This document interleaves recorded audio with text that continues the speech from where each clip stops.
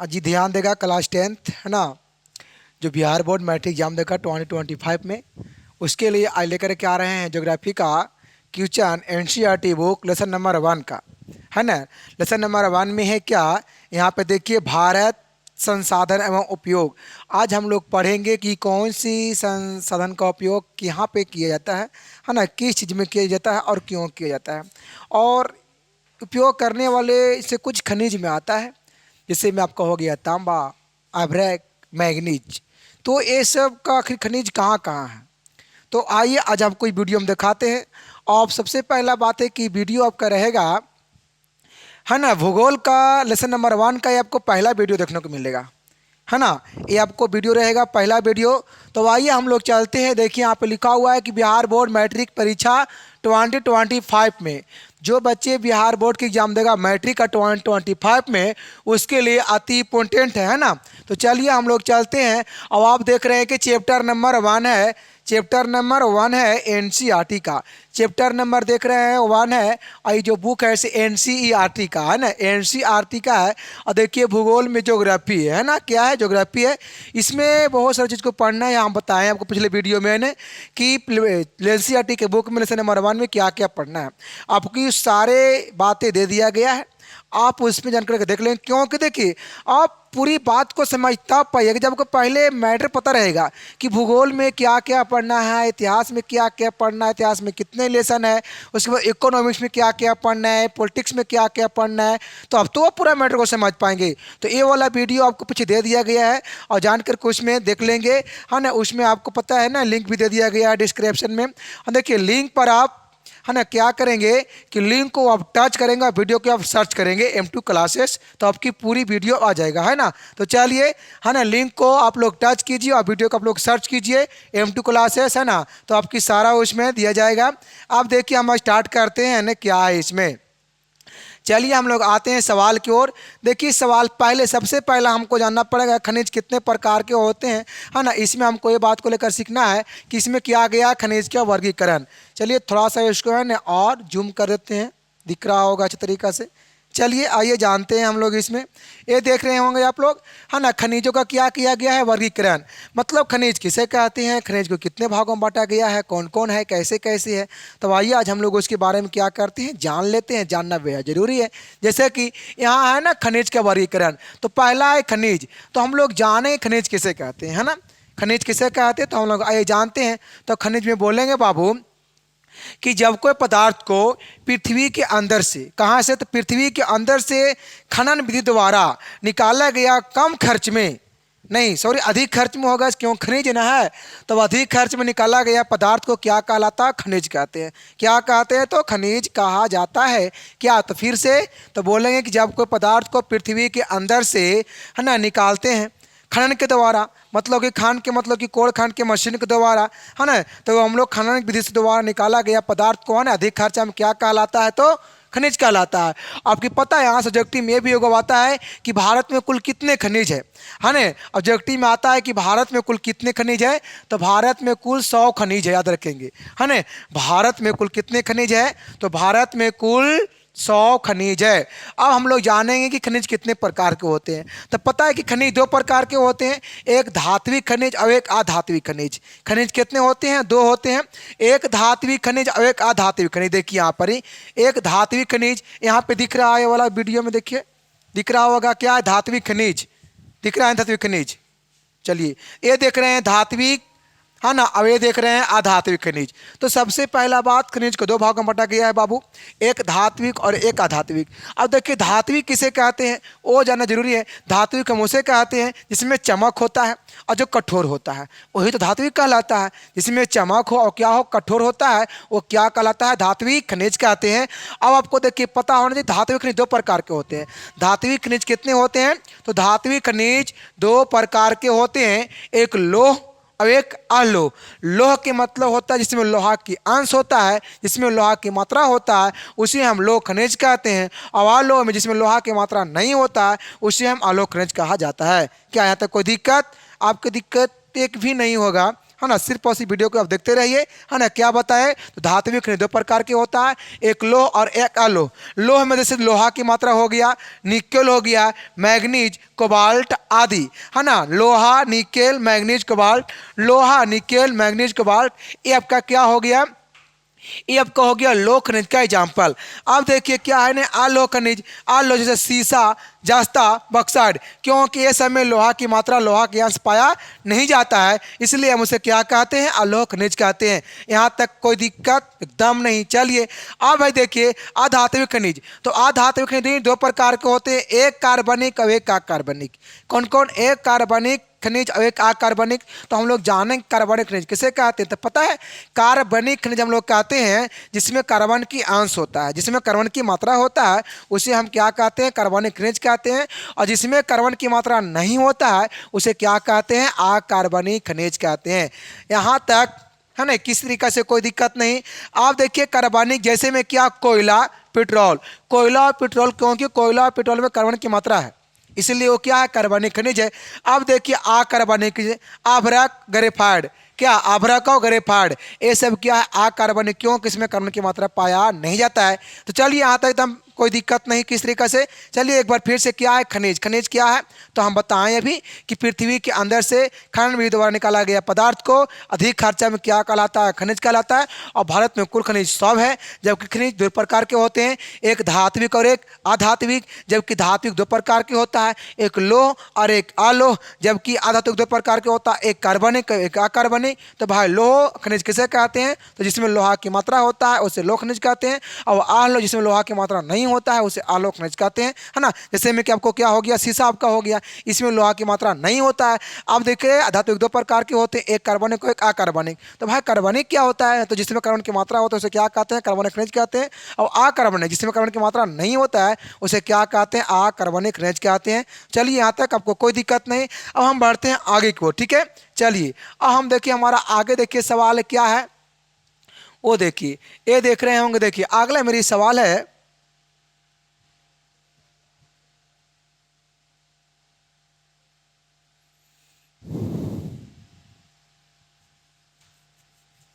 देखिए सवाल क्या है, सवाल है कि खनिज के संरक्षण एवं क्या है, यहाँ पर होगा प्रबंधन।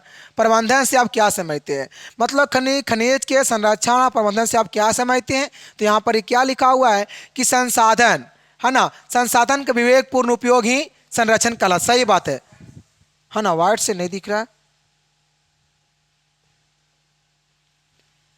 क्या, अन्य देखिए संसाधन का विवेकपूर्ण उपयोग करना क्या कहलाता है, संरक्षण कहलाता है। संरक्षण के मतलब होता है ना बचाव करना, क्या करना, बचाव।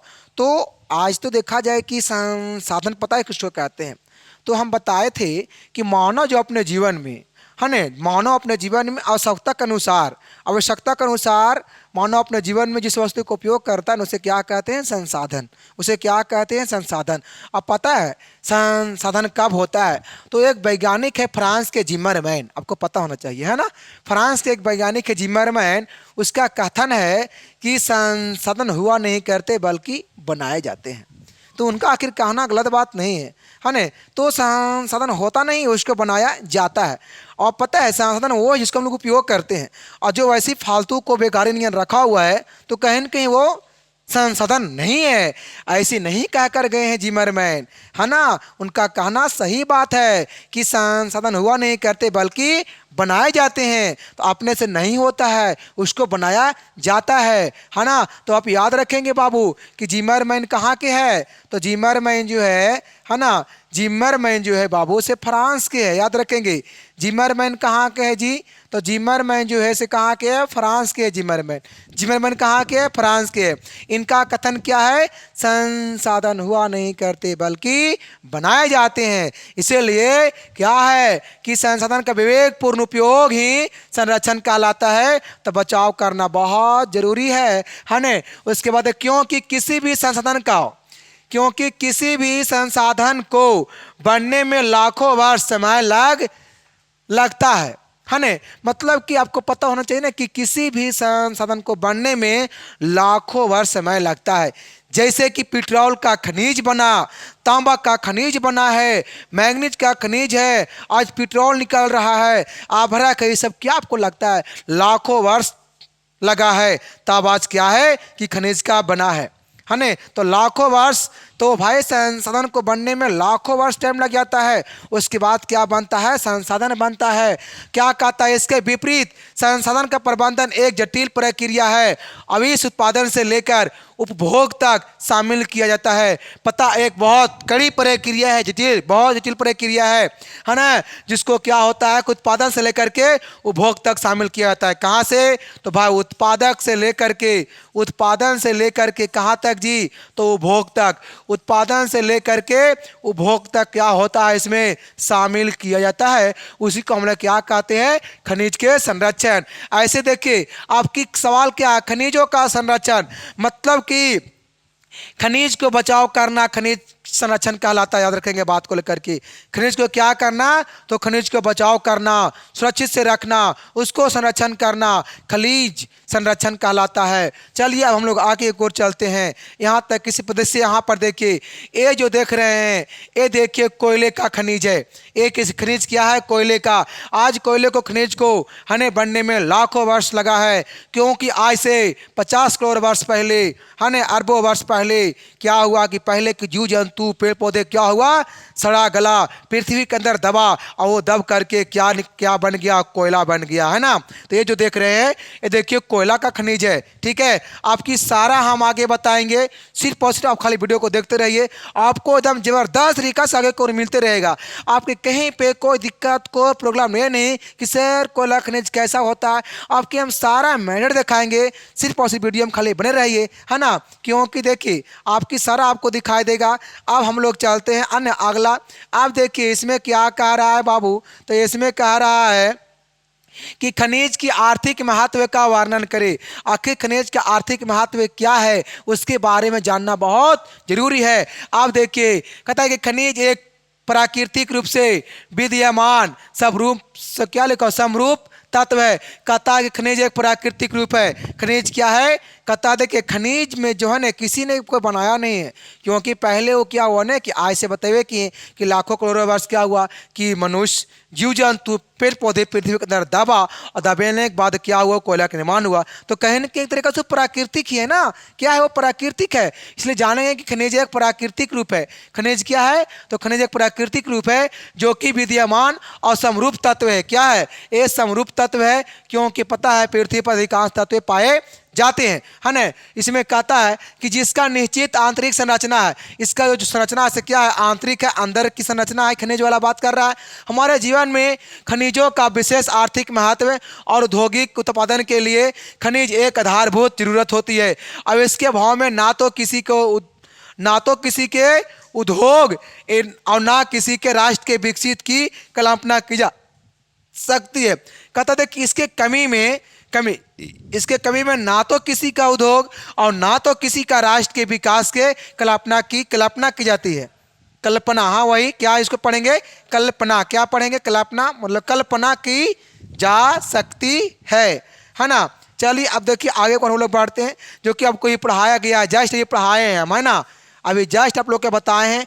ये देखिए क्या है, वो चला गया ऊपर में क्वेश्चन, हाँ यही तो है ना।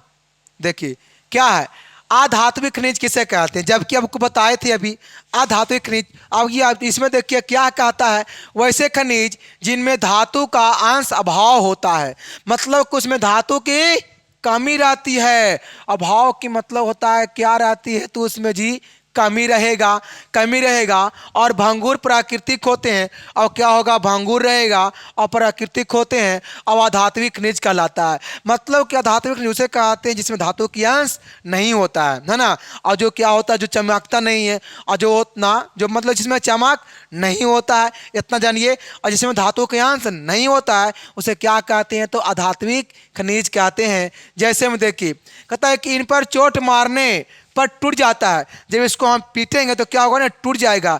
जब इसको हम पीटेंगे तो क्या होगा ना, टूट जाएगा, है ना।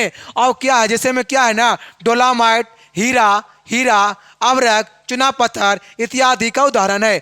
एक क्या है, ये जो देख रहे हैं अधात्विक का उदाहरण क्या क्या है, इसका जो उदाहरण है क्या है ना, डोलामाइट है, हीरा है, अभ्रक है, चुना पत्थर। ये सब क्या है, जब पीटेंगे तो क्या होगा, ये सब चूर चूर टूट जाता है। ये सब छोटी मोटी भागों में क्या होता है ना कि बढ़ जाता है, टूट जाता है, अलग अलग बिखर जाता है। उसी को हम लोग क्या कहते हैं, तो अधात्विक खनिज कहते हैं। जैसे में इसमें लिखा है कि इनमें लाइमस्टोन का सर्वाधिक औद्योगिक है ना, किसका। जैसे यहाँ पर देखिए, ये जो आप देख रहे हैं, ये जो आप देख रहे हैं, ये क्या है ना, अभ्रक दिख रहा होगा। ये क्या दिख रहा है, अभ्रक। ये क्या है, अभ्रक है ना। आपको पता है ना कि हीरा का जो होता है ना स्ट्रक्चर, से पता है कैसा होता है, किंग के जैसा होता है जी, है ना। जैसे देखिए आपको पता है ना, जैसे हीरा का देखिए, हीरा का जो होता है ना स्ट्रक्चर, देख के थोड़ा सा बता देना चाहते हैं। नहीं, देखिए इस रूप में होता है, ये देखिए इस रूप में होता है ना। हीरा जो होता है पता है कहाँ होता है, कोयला में पाया जाता है हीरा। हीरा कहाँ होता है, कोयला में होता है, ठीक है। अब देखिए ये जो देख रहे हैं, ये देखिए अभ्रक दिख रहा है। क्या दिख रहा है, अभ्रक। आप लोग ऐसे कभी देखोगे, पता है अभ्रक, जहाँ पे कभी रोड वगैरह जहाँ बनता है ना, जहाँ पंखा जो होता है रोड वगैरह, जहाँ पे गिरता है ना गट्टी वगैरह मोरंग में, उसमें भी अभ्रक होता है। वो पता है अभ्रक चमकेगा। अभ्रक देखेंगे ऐसा हो, बालू में भी होता है अभ्रक। अभ्रक किस में होता है, बालू में। ऐसे देखिएगा जहाँ पे ईंट का जो मकान बना हुआ होगा, वहाँ पर दीवार में चमकता है ना, टिकली जैसा बहुत कम मात्रा में चमकेगा, वो अभ्रक चमकता है। वही क्या है, अभ्रक है। ये नहीं कि अभ्रक क्या होता है, तो बालू में भी अभ्रक होता है ना। उसको तोड़ेंगे तो फुट फुट क्या होगा, टूट जाएगा वो, है ना। वो इतना पतला होता है, तो वही क्या होता है, अभ्रक। तो वही क्या है, अधात्विक खनिज से वो निकालता है ना। चलिए अब हम लोग आगे को चलते हैं। अब देखिए ये आपका हो गया। अब देखिए क्या है ने, धात्विक खनिज के दो प्रमुख पहचान है। आखिर हम कैसे पहचानेंगे धात्विक खनिज है, हम कैसे पकड़ेंगे धात्विक खनिज है, उसकी दो पहचान कह रहा है। देखिए दो पहचान जो है निम्नलिखित है। देखिए पहला जो पहचान है ना, इनको गलाने पर धातु की प्राप्ति होती है। जब उसको गलाएंगे तो धातु की क्या होगा, प्राप्ति होगा, तो समझिए वो धात्विक खनिज है। दूसरा क्या है, इसके पीट कर अवतार बनाए जाते हैं। जब इसको पीटेंगे ना तो पता है चूर चूर नहीं होगा, ये लंबा होगा, है ना। जब इसको पीटेगा तो क्या होगा, फैलेगा, और जब फैलेगा तो उसे क्या बनाया जाएगा बाबू, तार। क्या, तार बनाए जाते हैं। यही तो बात है कि धातु को पीटने से टूटता नहीं है, वो क्या होता है ना कि चादर के साथ फैल जाता है। इसका काम क्या है, धात्विक खनिज का पहचानने का ये नियम है, पहचानने का एक रूप है ना। तो चलिए रटना नहीं, समझना है। मैं बार बार कहता हूँ, रटना नहीं, समझना है। चलिए आप देखिए इसमें क्या कह रहा है जी। अब इसमें कह रहा है, कहता है कि खनिज के विशेषताओं का उल्लेख कीजिए। आपकी वाला आता है बिहार बोर्ड में, है ना। ये आपके बहुत ही इंपॉर्टेंट है, आता है क्या, है ना, वेरी वेरी इंपॉर्टेंट, है ना। बिहार बोर्ड में आता है कि खनिज की विशेषताओं का क्या करे जी, उल्लेख करे। तो विद्यार्थी डॉट में उल्लेख क्या होता है, उल्लेख कैसे किया जाता है, तो आइए जिस देखिए इसमें कैसे किया जाता है। इसमें लिखा हुआ है कि खनिज सभ्यता संस्कृति के, है ना, आधार स्तंभ है। संस्कृति का क्या है, आधार स्तंभ होता है, जिसके बगैर उद्योग का विकास नहीं किया गया। कहा जाता है कि खनिज के बिना, है ना, सारा उद्योग किया है, उसको मतलब कि, है ना, विकास नहीं किया जा सकता है। और चट्टान के निर्माण में इनकी भूमिका होती है। चट्टान के निर्माण में क्या होता है, इनकी भूमिका होता है। आप लोग पढ़े होंगे कि चट्टान जो होता है, से पता है किसे कहते हैं भाई, तो चट्टान बोलते हैं जो टूटता फूटता है ना बड़े बड़े पहाड़ियों से, उसको को हम लोग क्या बोलते हैं, चट्टान। अब बता दें कि चट्टान 3 प्रकार के होता है ना। चट्टान कितने प्रकार के होते हैं, देखिए यहाँ पे, है ना। चट्टान जो होते हैं ऐसे 3 प्रकार के होते हैं, है ना। तो पहला होता है, एक होता है ना, आग्नेय चट्टान। आप लोग पढ़े होंगे आग्नेय चट्टान, है ना। ई वाला आप लोग पढ़े होंगे 6-7 में, है ना, 6 और 7 में। तो एक होता है आग्नेय चट्टान, है ना। फिर होता है रूपांतरित चट्टान, है ना, रूपांतरित चट्टान होता है। और फिर होता है अवसादी चट्टान, है ना। कौन चट्टान होता है जी, एक होता है अवसादी चट्टान, है ना। अवसादी लिखा हुआ है, अवसादी चट्टान। तो चट्टान कितने प्रकार के? तो 3 प्रकार के, एक आग्नेय चट्टान और एक रूपांतरित और एक अवसादी। ये सब जानिए, यही से तो बेसिक है ना। क्योंकि देखिए पता है आपकी बेस जो होता है ना, बेस से 6, 7, 8, 9 में ही तब कब बेस होती है मजबूत। लेकिन बहुत सारे बच्चे उधर फोकस नहीं करते हैं। उसका डिमांड रहता है कि 10वां में जाएंगे तो बहुत मेहनत करेंगे, बहुत मेहनत। लेकिन पता है कि सही समय पर कुछ भी नहीं होता है ना। लेकिन अधिकांश का विश्वास तो नहीं, जब वहाँ पे जाएंगे 10वां महीने बहुत मेहनत करेंगे, दिन रात पढ़ेंगे, इतना पढ़ेंगे कि बिहान कर देंगे। लेकिन पता है बिहान का होगा कि 1 घंटा भी नहीं होता है, उड़ जाता है। तो कहीं ना इसीलिए आप शुरू से ही क्या कीजिए, ध्यान दीजिए, तो आपका बेसिक रहेगा मजबूत, है ना। तो देखिए समय पर, एक सही समय पर कुछ नहीं होता है। हर इंसान का सोच रहता है कि हम एक सही समय जब आएगा तब उसे पूरा कर लेंगे। लेकिन याद रखिए सही समय पर कुछ भी नहीं होता है।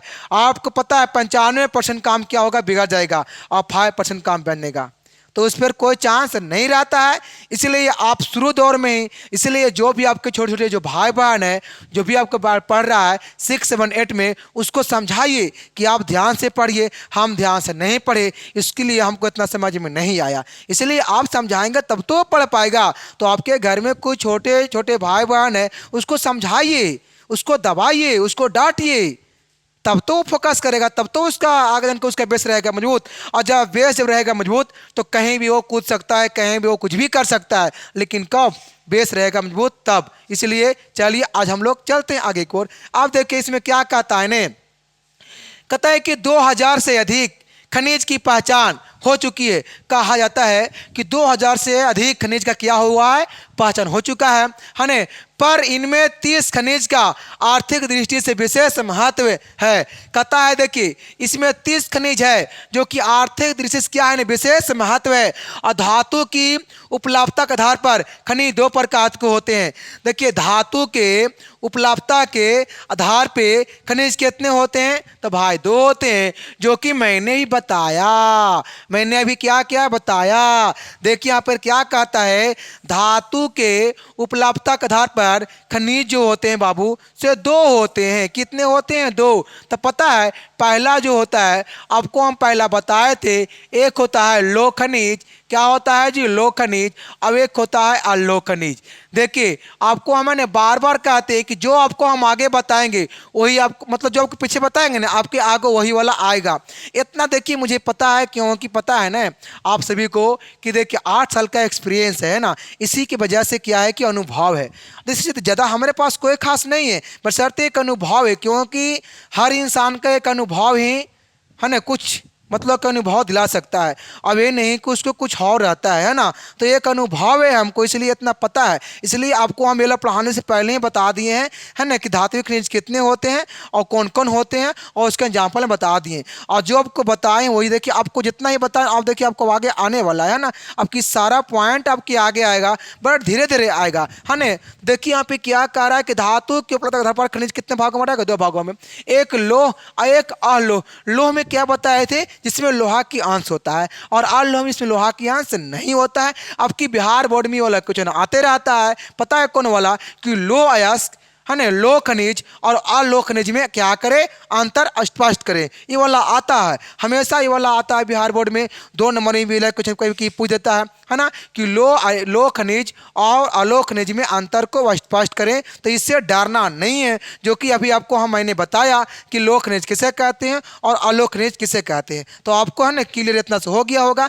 अब पता है ये भी आपको पूछता है कि धात्विक खनिज और अधात्विक खनिज क्या है, अंतर स्पष्ट करें। ये भी आपकी आते रहता है। जबकि पता है 5 नंबर में भी वाला पूछता है बोर्ड में क्वेश्चन, है ना। कितना नंबर की पूछता है, तो 5 नंबर की पूछता है ना। लॉन्ग में रहेगा वो वाला क्वेश्चन आपका। तो उससे भी डरना नहीं है, उससे भी ये नहीं है कि बिहार में छोड़ देना है। जब मैंने इतना जो सिखा रहा है, हमारा इतना समझाने का तात्पर्य ये नहीं है कि है ना कि हमारे पूरे बिहार के विद्यार्थी क्वेश्चन को छोड़ दे। क्योंकि देखिए अब जो हम बता रहे हैं ये सिर्फ 2-4 विद्यार्थी नहीं, पूरा बिहार बोर्ड के लिए है। सारा विद्यार्थी देख रहा होगा मेरी वीडियो को, है ना। तो सारा अपनी ही भाषा में समझ सकता है, लेकिन बिहार बोर्ड में छोड़ नहीं सकता है। क्योंकि छोड़ेगा कब नहीं, जब वो अच्छे ढंग से वो समझ पाएगा।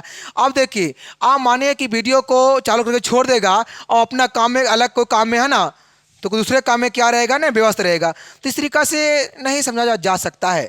इस तरीका से आप कभी भी लाइफ में समझ नहीं सकते हैं, और जब आप समझेगा नहीं तो आप बिहार बोर्ड में लिख भी नहीं पाएंगे, है ना, वहाँ पे आप क्वेश्चन को टच भी नहीं कर पाएंगे। तो इसलिए समझने का बहुत ज़रूरी है। अब देखिए हम लोग आगे की ओर चलते हैं। अब हम लोग चलेंगे इसमें क्या ना कि मैग्नीज का उपयोग किया है ना, मैग्नीज क्या है ना, मैग्नीज। देखिए मैग्नीज, मैग्नीज के उपयोग पर प्रकाश डालिए, ये वाला आता है ना क्वेश्चन बिहार बोर्ड में कि मैग्नीज के उपयोग पर क्या डालिए, प्रकाश डालिए। मतलब कि उसके बारे में क्या करें ना, पूरा विस्तार से बताएं, है ना। तो देखिए आइए उसकी पूरा विस्तार से क्या है, क्या, चलिए थोड़ा सा ये वाला अब ठीक दिख रहा है।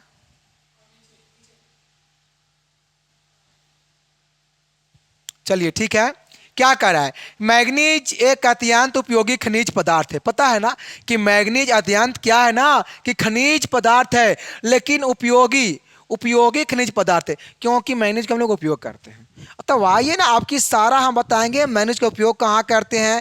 जैसे देखिए मैग्नीज का उपयोग, तांबा का उपयोग, एल्युमिनियम का उपयोग, है ना, जितना भी सारा पॉइंट आता है आपकी हम सारा की सारा देंगे, बशर्ते सिर्फ और सिर्फ आप लोग सुनिए, है ना। हमारे वीडियो को अगर समझ में आए तो आप लोग शेयर कीजिए, शेयर कीजिए, ताकि जो लोग नहीं जान रहे हैं वह क्या हुए कि जाने, हमसे वो सीख जाए, है ना।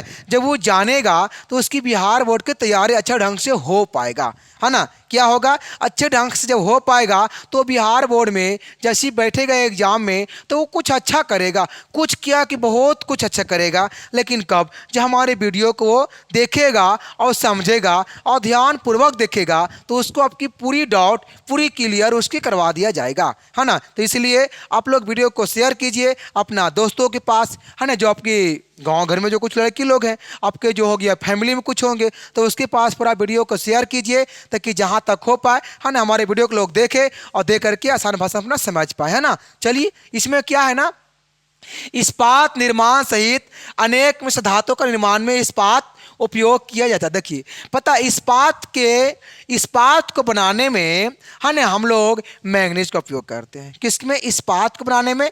जबकि इस्पात जो है से मिश्र धातु है। मिश्र धातु कहने का मतलब कि एक धातु नहीं बल्कि 2-3 धातुओं से मिलकर बना है इस्पात, है ना। कितने धातुओं से, तो भाई 2-3 धातुओं से मिलकर बना इस्पात है। जबकि इसका उपयोग किया जाता है, देखिए किसका उपयोग, तो भाई मैग्नीज का जो हम लोग उपयोग करते हैं इस्पात के निर्माण में मैग्नीज का उपयोग किया जाता है। किसके निर्माण में बच्चों, तो मैग्नीज के निर्माण, सॉरी, इस्पात के निर्माण में मैग्नीज का उपयोग किया जाता है ना। चलिए अब क्या कहता है ना, इसके आंतरिक सूखा सेल बनाने में। देखिए मैग्नीज का उपयोग कहाँ करते हैं बच्चों, तो सूखा सेल बैटरी होती है। सूखा सेल क्या होती है, सूखा सेल बैटरी होती है। ये देखिए मैग्नीज, ये देखिए क्या है ना, यही तो मैग्नीज है जी। ये देखिए मैग्नीज, इसी को देखिए हम लोग उपयोग कहाँ कहाँ करते हैं। तो अभी मैंने पढ़ा पहला उपयोग, तो पता है जी पहला जो हम लोग पढ़े उपयोग, हम लोग पहला उपयोग पढ़े हैं बाबू इस्पात के निर्माण में, है ना। इस्पात के निर्माण में बाबू मैग्नीज का उपयोग किया जाता है। किसके निर्माण में जी, तो इस्पात के निर्माण में मैग्नीज का। दूसरा हम लोग क्या पढ़े थे जी, दूसरा हम लोग पढ़े थे सूखा सेल में, है ना। दूसरा क्या है जी, सूखा सेल। सेल मतलब होता है बैटरी, तो सूखा बैटरी में हम लोग मैग्नीज का ही उपयोग करते हैं। कहता है कि फोटोग्राफी और चमड़ा एवं माचिस के, है ना, उद्योग के सहित रंग रोगन को तैयार करने में। आप पता है कि फोटोग्राफी में भी हम लोग, है ना, मैग्नीज का ही उपयोग करते हैं। किसमें जी, तो फोटोग्राफी में भी किसका उपयोग करते हैं, मैग्नीज का। और देखिए इसमें लिखा हुआ है कि चमड़ा, और चमड़ा में भी हम लोग इसका उपयोग करते हैं मैग्नीज का। किसमें करते हैं, चमड़ा में। आप यहाँ पर देख लीजिए, और कहता है कि माचिस के उद्योग रंग रोगने पर, जो हम लोग माचिस का जो रंग जो हम लोग करते हैं ना, जो धराते हैं तिलिया मसाला जो था फास्फोरस वाला, उसमें भी इसका उपयोग किया जाता है। किसका जी, तो मैग्नीज का। तो पता है माचिस में तो लाल होता है फास्फोरस बच्चों, माचिस में कैसा होता है, तो माचिस में लाल फास्फोरस होता है ना। तो उसमें हम लोग यहाँ लिखा हुआ है ना कि माचिस उद्योग सहित रंग रोगन को तैयार करने में भी उपयोग किया जाता है। ये आपका रहा मैग्नीज। ठीक है, आपको चलिए समझ में आया होगा। चलिए बहुत अच्छा बात है। आप देखिए, अब क्या है, अब है ना मोनाजाइट। क्या है मोनाजाइट? ये देख लीजिए एक बार, ये क्या है ना मोनाजाइट है। ये क्या है, इसके बारे में अभी हम लोग जानेंगे कि मोनाजाइट क्या होता है, कहाँ होता है, कैसा होता है। जैसा आप देख रहे हैं ये देखिए कैसा होता है ना, आप लोग देख रहे हैं ये देखिए क्या है ना मोनाजाइट। तो आइए पहले हम लोग जानते हैं मोनाजाइट क्या होता है, कहाँ होता है, हमारे भारत में किस राज्य में होता है। तो आइए जान लिया जाए, चलिए जानते हैं। आइए, क्या है मोनाजाइट? चलिए मोनाजाइट क्या है, देखिए मोनाजाइट भारत में कहाँ कहाँ उपलब्ध है भाई। तो मोनाजाइट जो है ऐसे भारत में कहाँ कहाँ उपलब्ध है, तो आइए हम लोग जानते हैं। कहता है क्या कि मोनाजाइट केरल में प्रचुर मात्रा में होता है ना। आपसे ऑब्जेक्टिव में पूछा जाएगा, ऑब्जेक्टिव में पूछा जाएगा ना, पता है क्या पूछा जाएगा? ऐसे पूछा जाएगा कि भारत में मोनाजाइट, भारत में मोनाजाइट है ना प्रचुर मात्रा में किस राज्य, प्रचुर मतलब कि कहाँ गया ये, भारत में मोनाजाइट, भारत में मोनाजाइट है ना प्रचुर मात्रा में, प्रचुर मतलब कि अधिक मात्रा में है ना। तो अधिक मात्रा में है ना, अधिक मात्रा में, अधिक मात्रा में है ना किस राज्य में पाया जाता है, अधिक मात्रा में है ना जी। तो किस राज्य में पाया जाता है, किस राज्य में, किस राज्य में पाया जाता है। तो बच्चों इसका जवाब जो होगा, इसका आंसर जो होगा से पता है ना क्या होगा, इसका जो जवाब जो होगा से पता है क्या होगा, केरल होगा बाबू। क्या होगा जी? केरल होगा। यानी आपका ऑब्जेक्टिव आता है क्या होगा, केरल। क्या होगा? केरल होगा। याद रखेंगे बच्चों, क्या होगा तो केरल। कहता है क्या ना, कहता है किसके अतिरिक्त, और देखिए और है अदर भी स्टेट में, अदर भी राज्य में, लेकिन कम मात्रा में है केरल की अपेक्षा, कम मात्रा में। देखिए कहाँ कहाँ है, तो तमिलनाडु, तमिलनाडु, आंध्र प्रदेश, उड़ीसा आदि राज्यों के तटीय भाग में। कहता है कि जो तटीय जो भाग है ना किनारे वाला में है ना, वहाँ पे क्या है कि मोनाजाइट खनिज का उत्खनन हो, है ना, उत्खनन हो रहा है। मतलब कि अभी उसका खनन किया जा रहा है। किसका जी? कौन खनिज का? तो मोनाजाइट खनिज का अभी क्या किया जा रहा है, उसका खनन किया जा रहा है। अभी वहाँ पे कोड़ खन करके निकाला जा रहा है ना। कहाँ पे? तमिलनाडु, असम, आंध्र प्रदेश, केरला में। चलिए ये आपका रहा क्या कि मोनाजाइट खनिज कहाँ कहाँ होता है भारत में। चलिए अब हम लोग चलते हैं, जबकि देख रहे होंगे आपको बताएं ये क्या है, तो मोनाजाइट खनिज है ना। आप देखिए अब इसमें क्या कह रहा है भाई, तो अब इसमें कह रहा है कि जलोढ़ मृदा क्या आप समझते हैं, जलोढ़ मृदा से आप क्या समझते हैं, है ना। जबकि जलोढ़ मृदा ये तो आप देखते होंगे, जबकि इसमें हम लोग क्या करते हैं, इस मिट्टी में खेती करते हैं, धान, गेहूँ, चावल, मक्का हाँ खेती किया जाता है। कौन मिट्टी में है? तो जलोढ़ मिट्टी में किया जाता है ना। तो आइए यहाँ पर देखिए क्या है, कहता है क्या जलोढ़ मिट्टी से आप क्या समझते हैं, इस मृदा में कौन कौन सी फसलें उगाई जाती है। तो आइए हम लोग जानेंगे। ये कोनो भारी सवाल नहीं है जी, ये बहुत ही आसान सवाल है ना। ये देखिए लिखने के नहीं समझने की जरूरत है, इसे क्या करना है ना समझना है आपको। देखिए आपको एकदम समझ में आएगा, बशर्ते हम बार बार कहते हैं, खाली ध्यान दीजिए है ना। चलिए क्या, वैसे मिट्टी जिसका निर्माण नदियों द्वारा लाए गए तलछट के है ना निक्षेप से होता है। पता है इस मिट्टी का निर्माण जो हुआ है से नदियों द्वारा लाया गया है ना। मिट्टी को नदी द्वारा क्या हुआ ना कि नदी के बहाव में, नदी के बहाव के द्वारा लाया गया तलछट, मतलब कि छिटपुट में आया है ना। तो इस तरीके से मिट्टी आते रहा तो एक बार क्या हो गया कि मिट्टी की मात्रा बढ़ गया। जब मिट्टी की मात्रा जब बढ़ गया तो देखा कि उसमें लोग क्या लगाया, खेती किया, धान का, गेहूं का, चावल का, मक्का का, जो भी है। जब खेती किया तो उसमें फसल जो उगाया गया सो बहुत ज़बरदस्त उगा। जब ज़बरदस्त उगा तो उसको लोगों ने कहा अरे तो मिट्टी बहुत मतलब कि अच्छा है, मतलब कि जलोढ़ मिट्टी वाला बन गया है ना। तब से उसको जलोढ़ मिट्टी का नाम धर दिया गया है ना। और इसमें क्या है ना जलोढ़ मृदा कहलाता होता है। मतलब कि जलोढ़ मिट्टी किसे कहते हैं, तो वो बोलेंगे कि नदियों के द्वारा लाए गए तलछट के है ना निक्षेप से होता है। मतलब कि नदियों के बहाव, नदियों के द्वारा लाया गया है ना, नदियों के द्वारा लाया गया तलछट से है ना, तो उसी वाले मिट्टी क्या कहेंगे, जलोढ़ मिट्टी कहेंगे।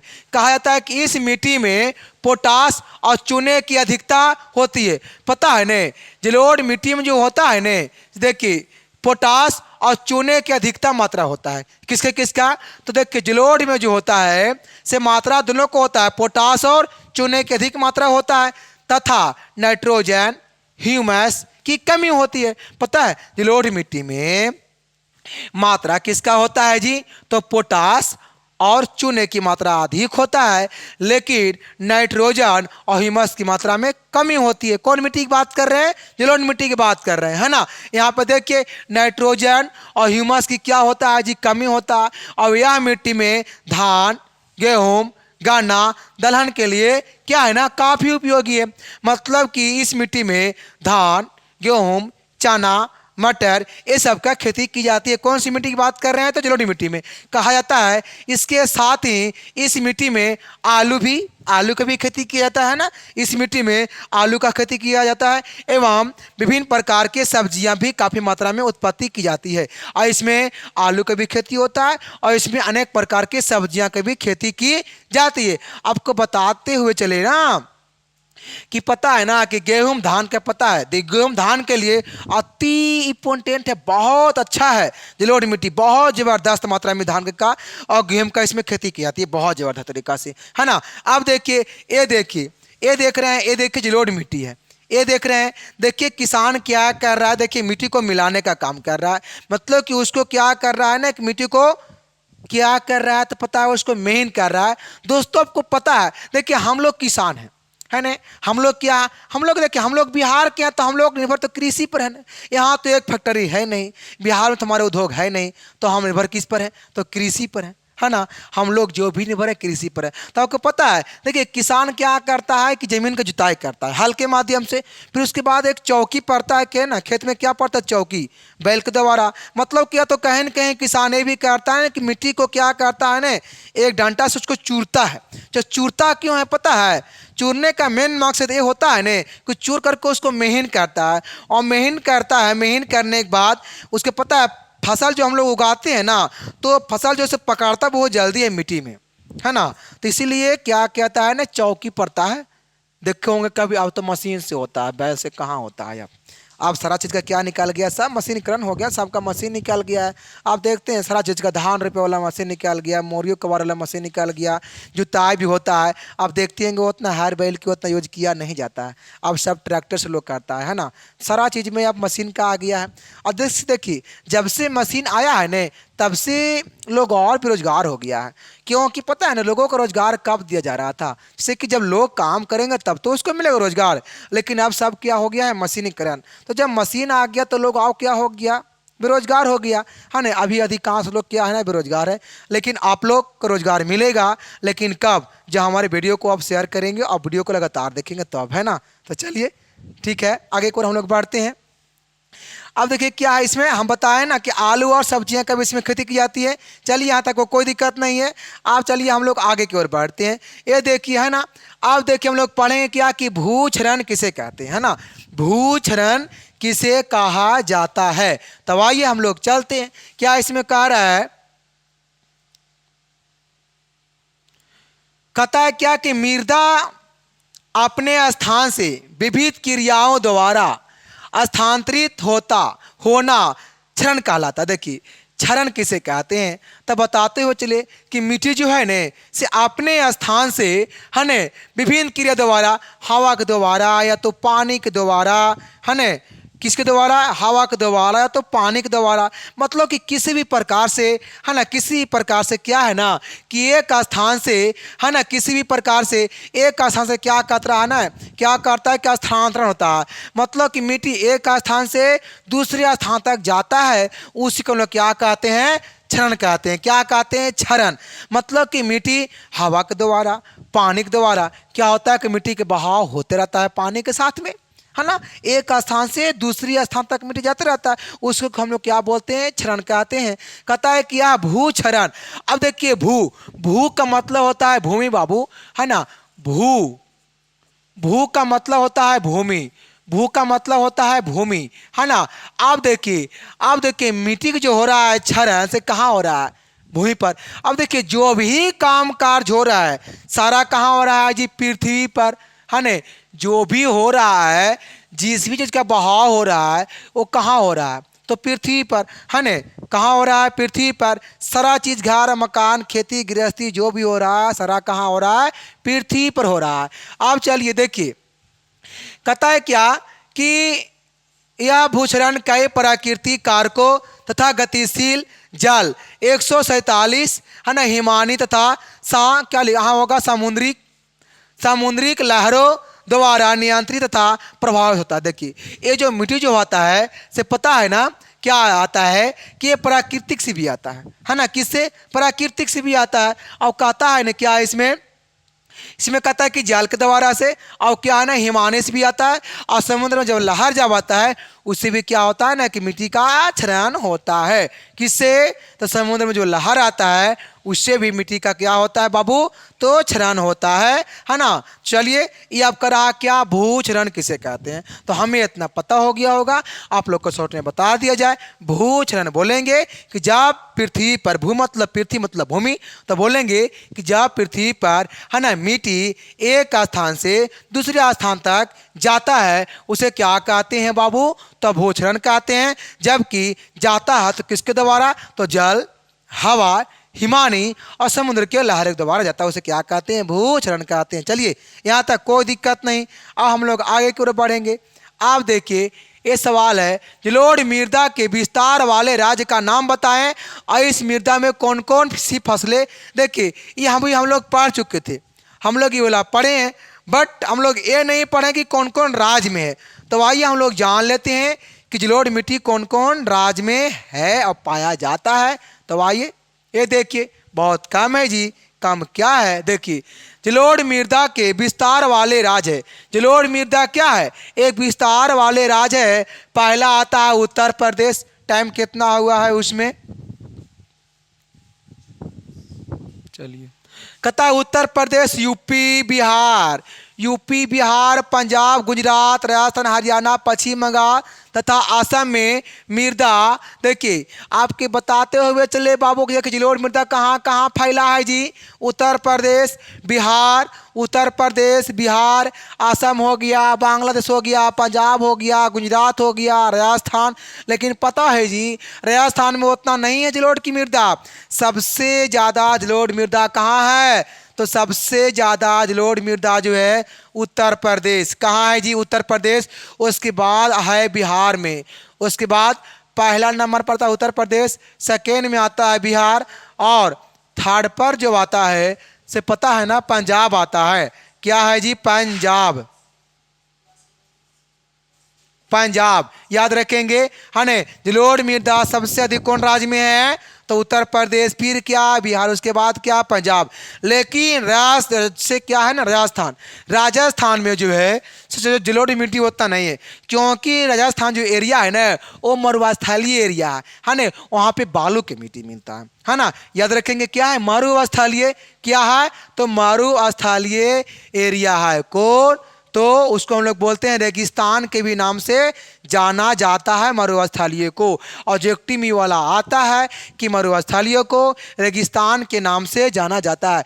अब देखिए इसमें जो खेती जो की जाती है हम लोग पिछले वीडियो में पढ़ चुके थे अभी, है ना। गन्ना, चावल, मक्का, दलहन, ये सबकी फसलें उगाई जाती है कौन सी खेती में, तो जलोढ़ मृदा में, है ना।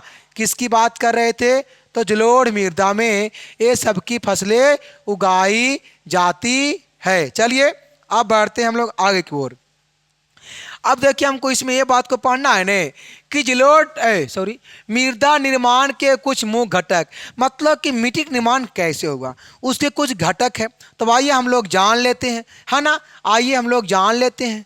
ये देखिए आपकी हम जितना पढ़ा रहे हैं ये सब बिहार बोर्ड के लिए बहुत ही इंपॉर्टेंट क्वेश्चन है।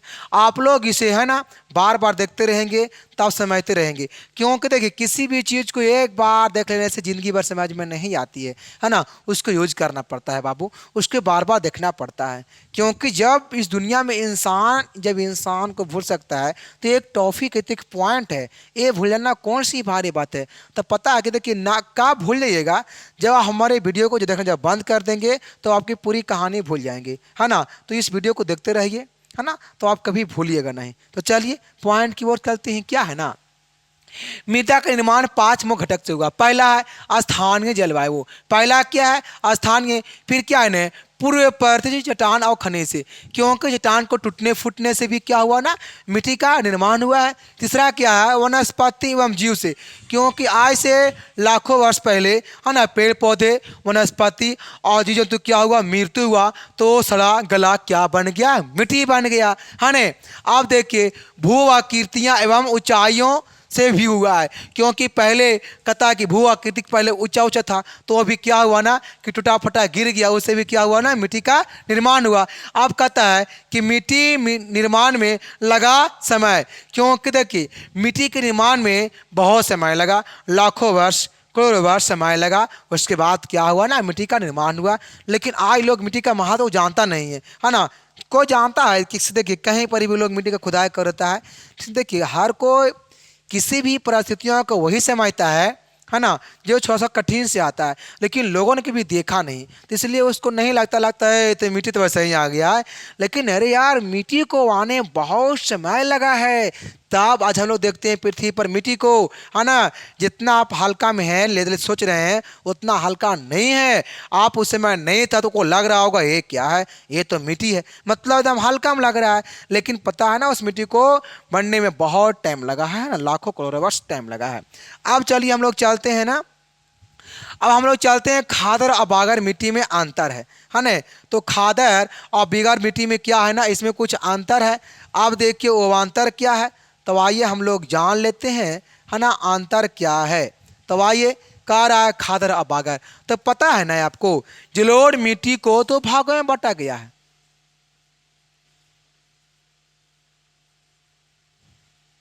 जलोढ़ मृदा जो है ना उसको 2 भागों में बांटा गया है, आपको बताया गया है। देखिए कौन कौन भागों में बाबू, एक होता है खादर, एक होता है खादर मृदा, अब एक होता है बागर मृदा, है ना। ये जो भाग जो देख रहे हैं ना, ये वाला भाग, ये जो भाग देख रहे हैं ना, ये भाग जलोढ़ का ही है जी। किसका है जी, तो जलोढ़ मृदा का ही तो है। जलोढ़ मृदा को 2 भागों में बांटा गया है, एक खादर अब एक बागर।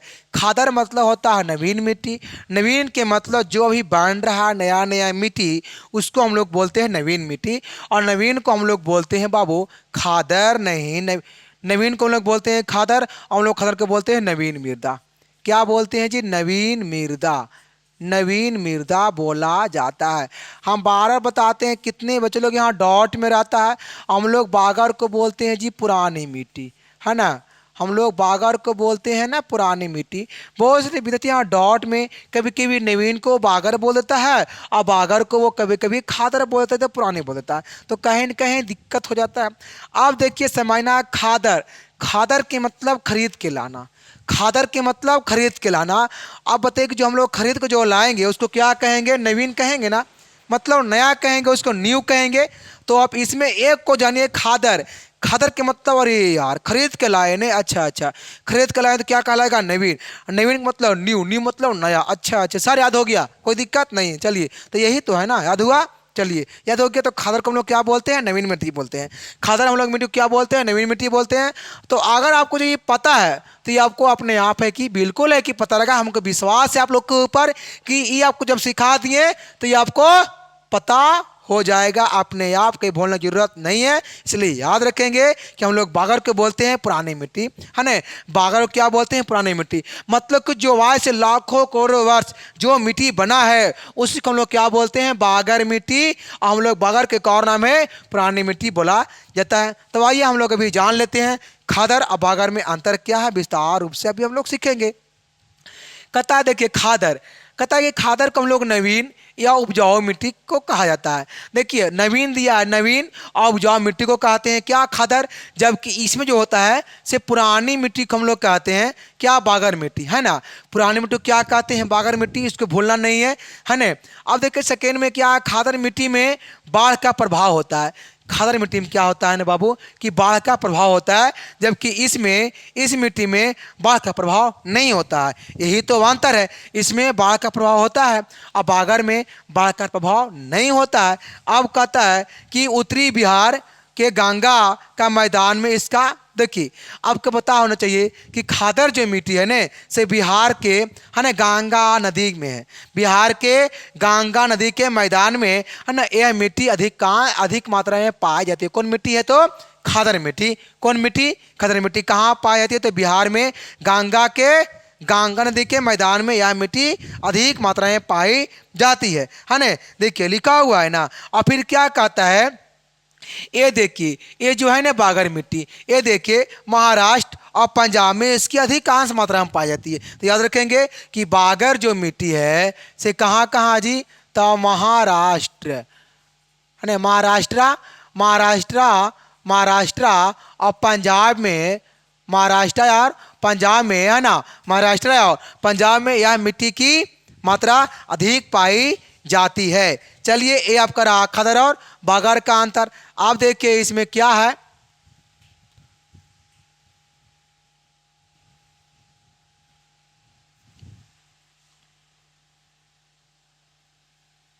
ये देखिए 30 वाला क्वेश्चन क्या कह रहा है, मृदा संरक्षण के कोई प्रभावी उपाय बतावे। तो पहला उपाय में लिखा हुआ है ना कि मृदा संरक्षण के प्रभावी उपाय निम्नलिखित है। उपाय क्या है निम्नलिखित। पहला है फसल चक्रण पद्धति अपनाकर मृदा पोषणीय स्तर का बरकरार रखा जा सकता है। सही बात है। फसल चक्रण मतलब कि मिट्टी में क्या कीजिए कि फसल को उगाते रहिए। फसल चक्रण के मतलब होता है ना, फसल को लगाइए फिर उसको काटिए, फिर लगाइए फिर काटिए। मतलब कि कहीं न कहीं, मतलब कि फसल, मतलब कि कहीं न कहीं अगर हम लगा रहे हैं फसल, अब लगा दिए यहाँ से लगाएं और फिर काटिए फिर लगाइए, देखिए हो रहा है चक्रण। कौन चक्रण तो फसल चक्रण। कौन चक्रण तो फसल चक्रण हो रहा है ना। कह रहा है कि दूसरा में रासायनिक उर्वरक की जगह जैविक और कंपोस्ट खाद का उपयोग करके मृदा संरक्षण किया जा सकता है ना। कहता है कि रासायनिक केमिकल की जगह, रासायनिक उर्वरक की जगह जैविक और कंपोस्ट खाद का क्या करें, उपयोग करें, है ना। उससे क्या होगा कि मृदा संरक्षण का प्रभाव, मतलब उपाय है ये वाला, है ना। तो इसका उससे प्रभाव है कि बिल्कुल लेकिन नहीं पड़ेगा। चलिए मतलब कि उससे बचेगा, है ना। मतलब है ना कि मिट्टी का संरक्षण, मतलब कि मिट्टी का बचाव होगा। तो बचाव कब होगा, लेकिन पता अभी के ज़माना में क्या हो रहा है, लोग अधिकांश है ने देखिए कंपोस्ट डाल करके बल्कि वो रासायनिक पदार्थ डाल दे रहा है। तो रासायनिक पदार्थ डालने से मिट्टी का जो होता है ना उर्वरा शक्ति, वो क्या होता है ना घट जाता है और उससे फसल भी है ना कमज़ोर होता है। और जब फसल कमज़ोर जब होता है ना, तो उससे अच्छी तरीक़ा से फसल उग नहीं पाता है। अब यही कारण से पता है ना कि आजकल देख रहे होंगे जो भी अपने अगल बगल में जो किसान जो करता है खेती, उसमें देखिए कितना रासायनिक उर्वरक डालता है। तो उसे डालने से पता है इंसान पर भी प्रभाव पड़ रहा है, जो हम लोग जो खाते हैं, है ना। देखिए ना आजकल के जो लोग हैं वो क्या कर रहे हैं कि ऐसी कांच उसमें रासायनिक पदार्थ डाल करके कृषि किया जा रहा है और हम लोग खाते हैं। तो हम लोग के ऊपर भी क्या हो जा रहा है कि हम लोग के ऊपर भी जीवन काल क्या हो रहा है, घट रहा है। तो बहुत सारे कारण है, बहुत सारे क्या है ना कारण कि हम लोग रासायनिक चीज़ का इस्तेमाल कर रहे हैं।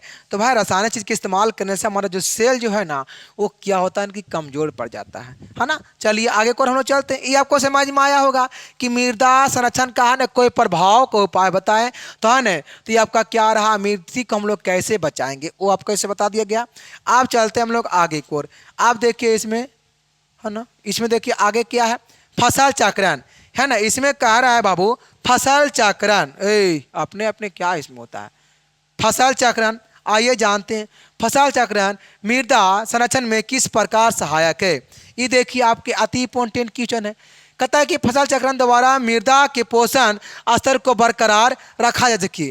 कहता है मिट्टी जो है ना पोषण स्तर, मिट्टी का जो है ना पोषण स्तर वो क्या है ने, मिट्टी का पोषण स्तर का बनाए रखना सबसे मेन उसका है ना कृषि करना। क्या करना? कृषि करना। क्योंकि कृषि अगर जब होता है ना तो मिट्टी का जो होता है पोषणीय स्तर वो क्या होता है, बने रहता है। जैसे कि कभी देखे होंगे आप मैदानी भाग में, जैसे कि कभी देखे होंगे जहाँ आप लोग क्रिकेट वगैरह खेलता है ना फील्ड वगैरह में, वहाँ पे तो कभी खेती नहीं होता है। तो उस खेती में जब हम करेंगे ना कृषि, तो मजबूत कृषि नहीं हो पाएगा। क्यों?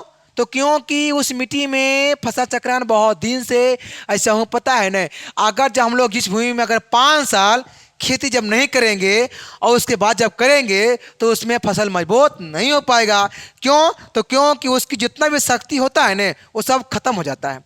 उसमें किसी भी तरीके से कोई कंपोस्ट, कोई मतलब कि उसमें पदार्थ नहीं रहता है। इसी की वजह से क्या होता है वो क्या। तो चलिए हम लोग चलते हैं इस पॉइंट की ओर। देखिए क्या है ना, फसल चक्रण कहता है कि गेहूं, चावल, मक्का, आलू आदि को लगातार लगाने से मिट्टी के पोषक तत्व में क्या होता है ना, कम हो जाती है। देखिए चावल को, गेहूं के है ना, आलू को खेती करने से लगातार क्या होता है कि मिट्टी के पोषक तत्व में क्या होता है, कमी। अब इसे तिलहन दलहन की खेती में पुनः प्राप्त किया जा सकता है। अब इससे नाइट्रोजन का स्थिरीकरण होता है ना। इसलिए फसल चक्रण से मृदा संरक्षण में मदद मिलती है। तो चलिए ये आपको समझ में आया। अब हम लोग आगे को चलते हैं, समोच्च कृषि। देखिए बहुत सारे विद्यार्थी डाउट में रहता है कि सर समोच्च कृषि क्या होता है ना, समोच्च कृषि क्या होता है सर, कैसे होता है सर, एग्जाम में आता है तो नहीं बनता है। तो देखिए बनेगा, देखिए बनेगा, बनेगा, सब बनेगा। ये देखिए क्या रहा, समोच्च कृषि रहा। क्या रहा जी, समोच्च कृषि। तो इसमें कहता है कि समोच्च कृषि क्या है। चलिए आप लोग का हम न एंड करेंगे यहाँ तक, क्योंकि आपका किसमें क्या हो गया, 15 हो गया है, 15 क्वेश्चन। तो आज के लिए हम ना इसमें हम यही रखेंगे। तो चलिए इसको हम लोग पहले कर लेते हैं कि है ना क्लियर। समोच्च कृषि ये देखिए है ना, ये आपके एनसीईआरटी में रहता है ना, ये आपको पूछता है क्वेश्चन बार बार बिहार बोर्ड में है ना कि समोच्च कृषि क्या है। तो कहता है कि जब पर्वतीय क्षेत्र में जहाँ पे क्या है ना, पहाड़ी इलाका है, पर्वतीय जहाँ पे क्या है तो पहाड़ी एरिया है ना, वहाँ पे कहता है ढलानों पर जहाँ क्या ढलाव हो। जैसे यहाँ पर देखिए, यहाँ देखिए ढलाव है, ये देखिए, ये देख रहे हैं, ये देखिए ढलाव है, ये देखिए आप लोग, ये देख रहे हैं। इसमें जो खेती जो हो रहा है ना, समोच्च कृषि का हो रहा है। ये देखिए कैसा होता है समोच्च, ये देखिए समोच्च कृषि है। तो यही कहता है जी, क्या क्या कहता है कि वृत्ताकार रूप से खेती की जाती है। इसका जो खेती की जाती है कैसा, वृत्ताकार रूप से, मतलब वृत्त के जैसा।